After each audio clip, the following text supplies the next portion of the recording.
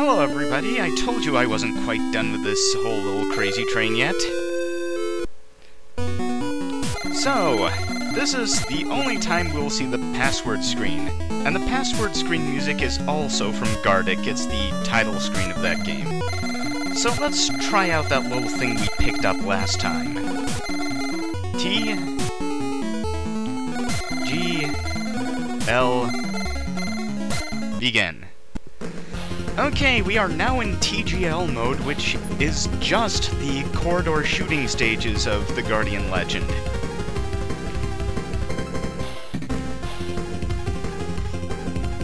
You have no access to any of the exploration sections or their power-up distributions, and the way you earn power-ups in this game is through scoring, specifically the score you get for destroying the enemies in each stage. I do not believe that the game this mode counts boss points towards your power-up score. And I can think of the reason for that, which is that bosses are unavoidable, so you'll always be able to get the points from defeating them, if you do. So I'm going to be taking somewhat more risks to get the most points.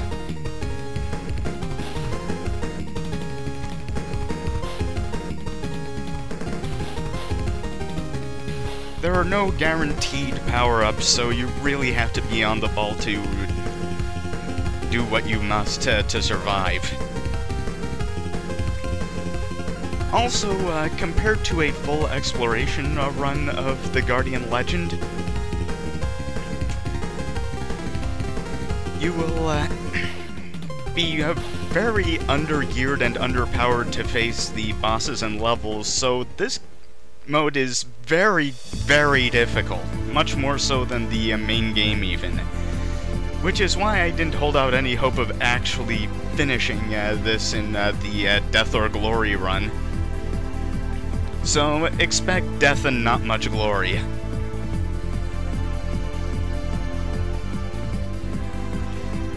Boy, I'm doing just swimmingly. Thankfully, you still get the life boosts from points, so small mercies.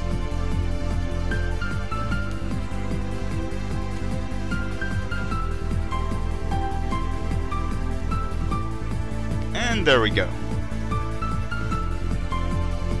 Now, I did talk about how shmups and fighting game communities had a bit in common in their desire for self-improvement over themselves and others.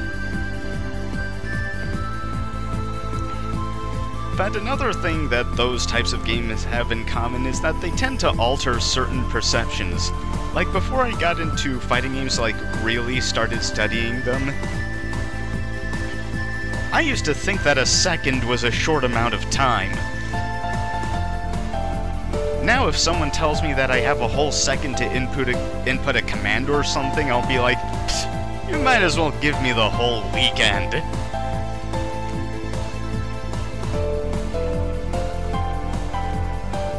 And shooters with time limits on bosses, well, they definitely told me the value of a second.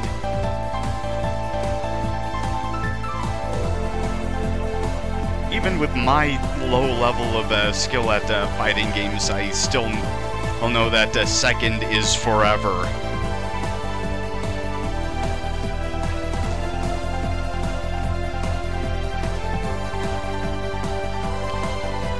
So, as for other possible projects in the near future, as I said in the previous video, I'm going to be checking to see if I can... if my computer is powerful enough to properly emulate and record Kissen 3. I have the disc, I just don't have the hardware required to actually hook up my PS2 to my computer.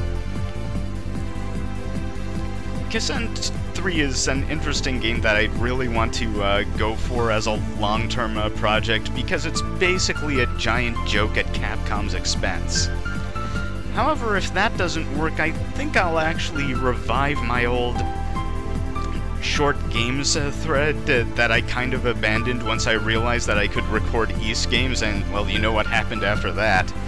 Because there are a bunch of other miscellaneous shooters and beat-em-ups and other indie things that I'd like to touch on if the opportunity ever arises, including Glaylancer, which you saw a little bit of during one of my really early Let's Play majigs.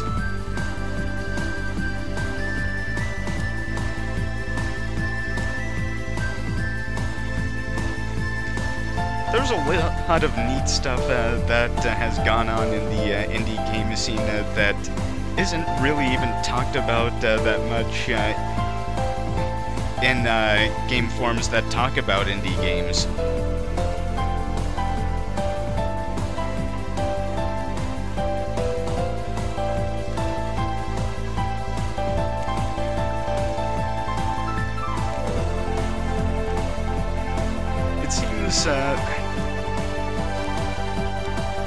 It seems sometimes that there are actually two tiers of indie.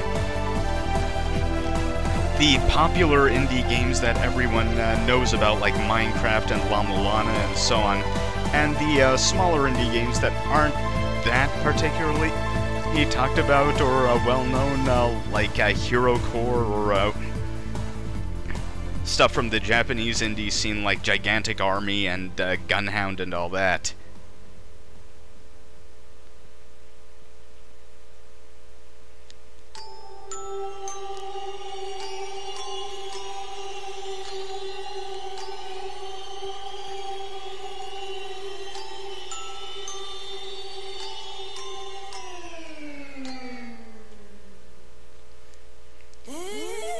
Yeah, somehow I've survived this long. We'll see what happens next.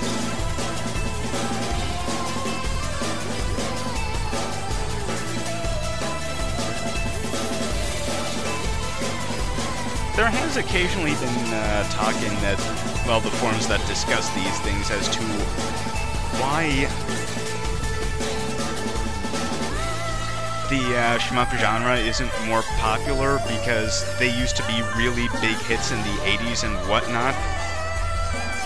And people come up with all kinds of reasons, usually elitist and condescending, of course.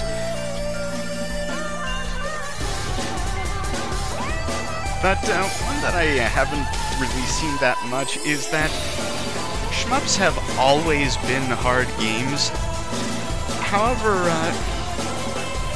these kinds of games have never looked quite as intimidating as in the past as they have been with the more recent dominance of the bullet hell genre of shooters.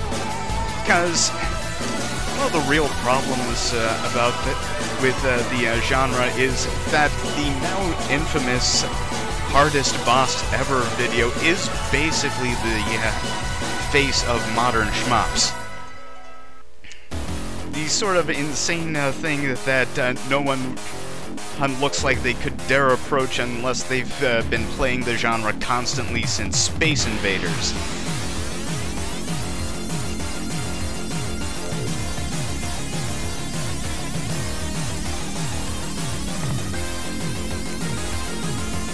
I'm not really certain that these games are harder than things like the original R-Type or Gradius, but when you have screens that are almost literally filled with bullets, you can't really expect most people who play games maybe on the side to say, "Oh boy, I want me some of that."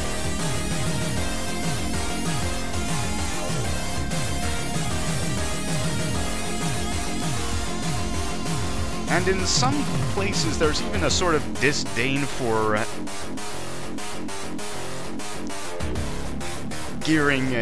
developing a shooter game that's might even take into account that there are people who are new to this sort of thing.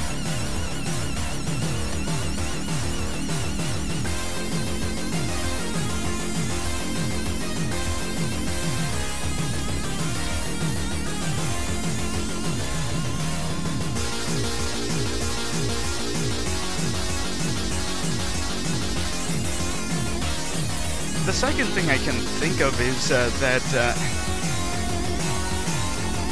the genre is somewhat dominated by bullet hells, but I think bullet hell shmups have really gone as far as they can go. As far as really differentiating themselves, because people can talk all they want about new scoring mechanics and so on. But a lot of the bullet hells after Dodonpachi to me are just kind of a blur.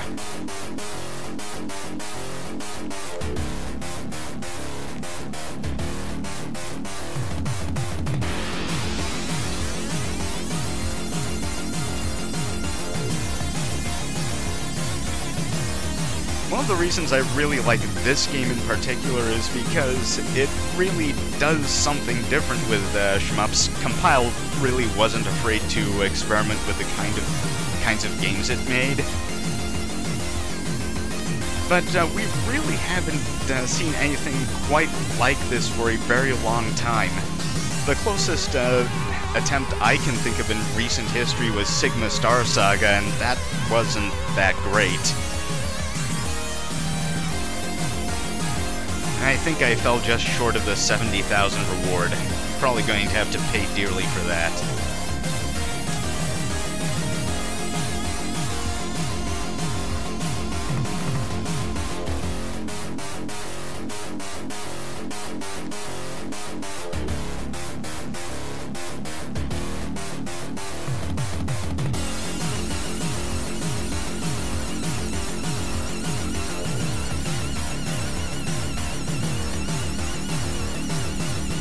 Another problem with shmups is that basically, aside from Tyrion and Hydora, most of the Western developed ones aren't really all that good.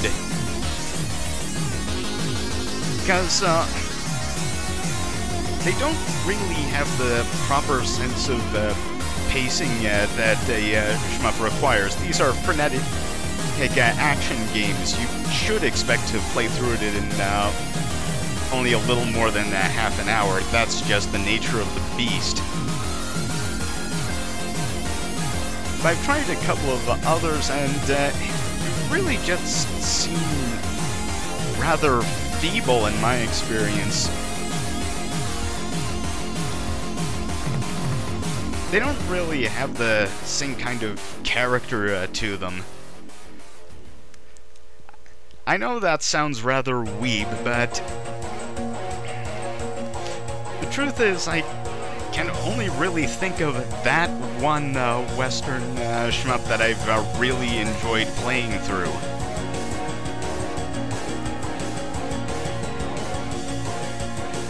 I think there's still a lot that can be done with the genre, but not many people are really stepping up to do it.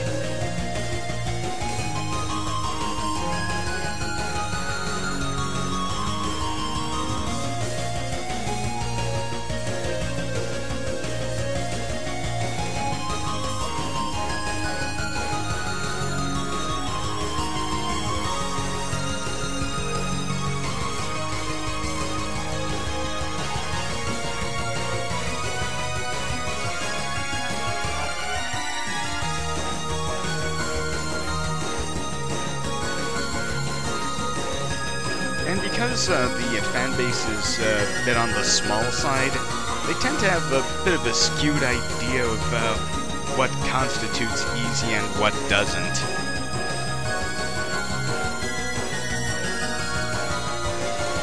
Again, this is a bit of a shame.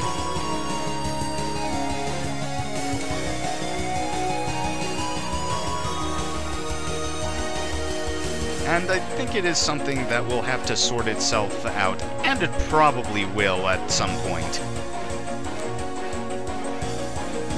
Right now, the shmup genre is pretty much entirely indie-driven, so you're always getting new devs here and there. So eventually someone will come up with something new that knocks my socks off or whatever.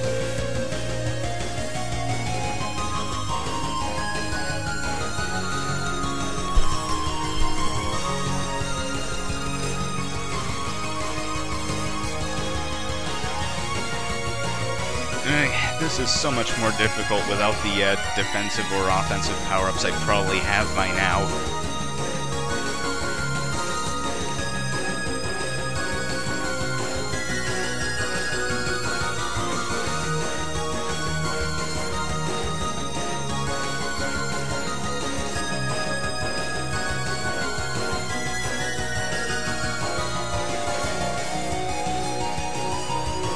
As far as new shmups I'm looking forward to, I know that Sitterskane is working on something new, but I haven't gotten my hands on a demo of that or anything.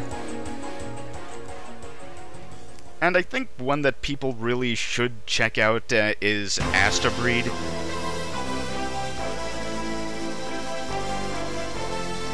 You know, despite TB's misgivings, even in his WTF video, he wasn't actually using all of the attacks available to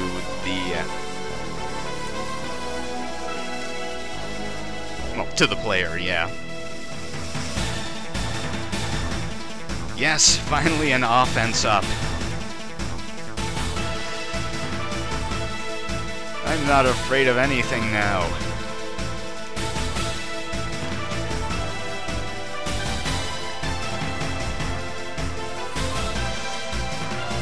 Yeah, I chose the different musics for this video because one thing that shmups tend to excel at almost universally these days is their soundtracks. Which I can see happening because you don't actually have to break the bank to get a good soundtrack, unlike, say, top-of-the-line graphics.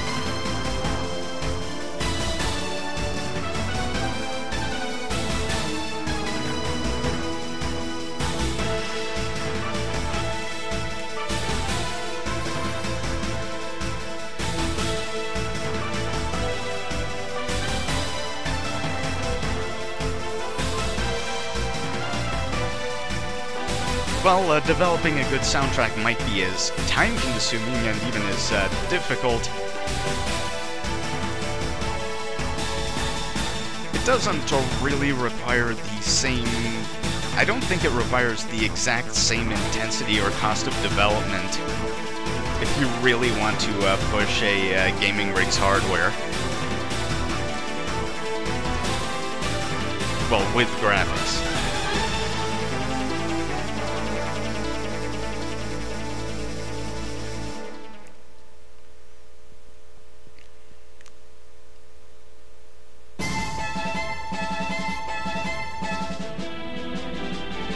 Well, that was a terrible mistake. Let's see if we can recover from that. Oh dear.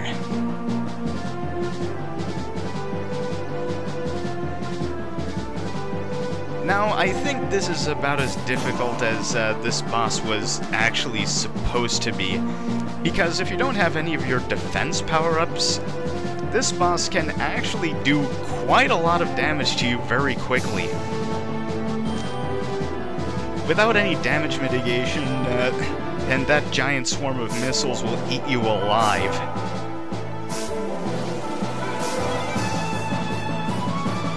I can't imagine how people speedrun this game. I mean, I know people do it. I know I've seen it before.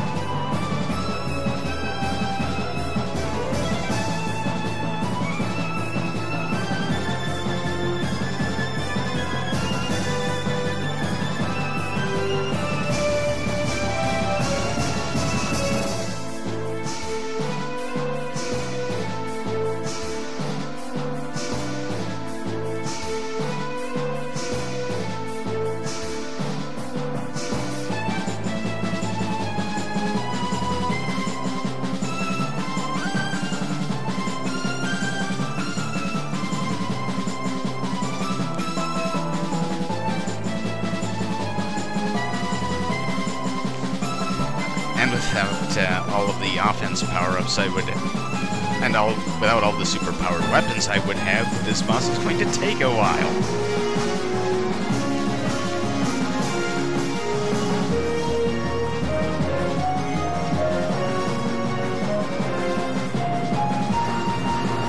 Yeah, TGL mode is pretty much the real test of your skill at this game, which is why I fail. Skill-based things are not my strongest suit.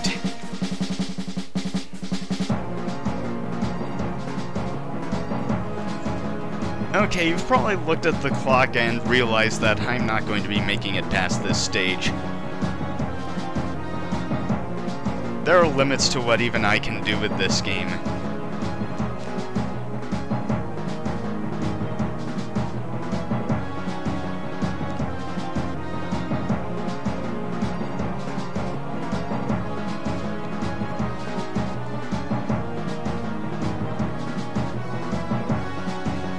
Now, I'm not sure exactly why Compile died.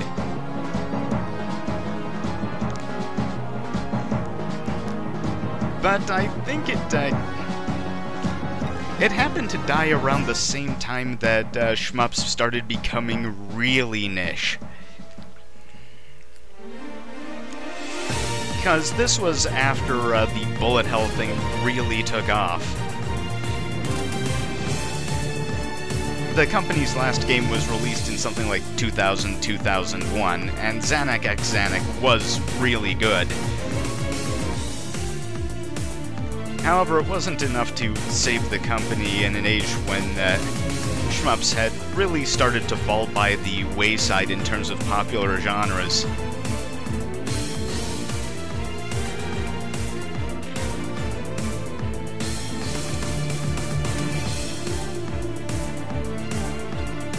Of course, while I would like to have seen another Guardian Legend game, I too would have also liked to see another Golvelius game. Wow, that was weird. Golvelius 2. The shopkeepers are twice as surly.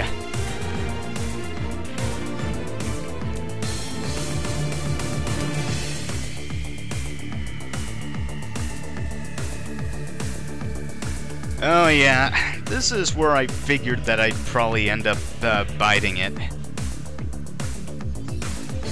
No defense power-ups. Not much in terms of special weapons. Bad piloting. I was doing this not all that early at night.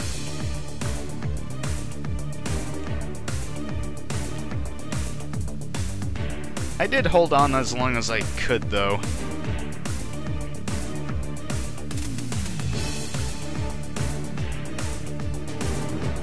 Even when you're playing the game normally for the first time, this is the boss that will probably end you.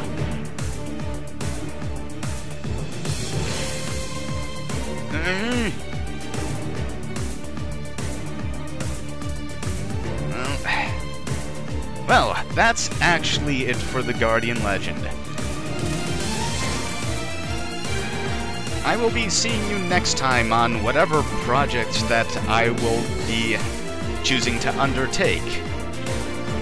See you next game. Bye.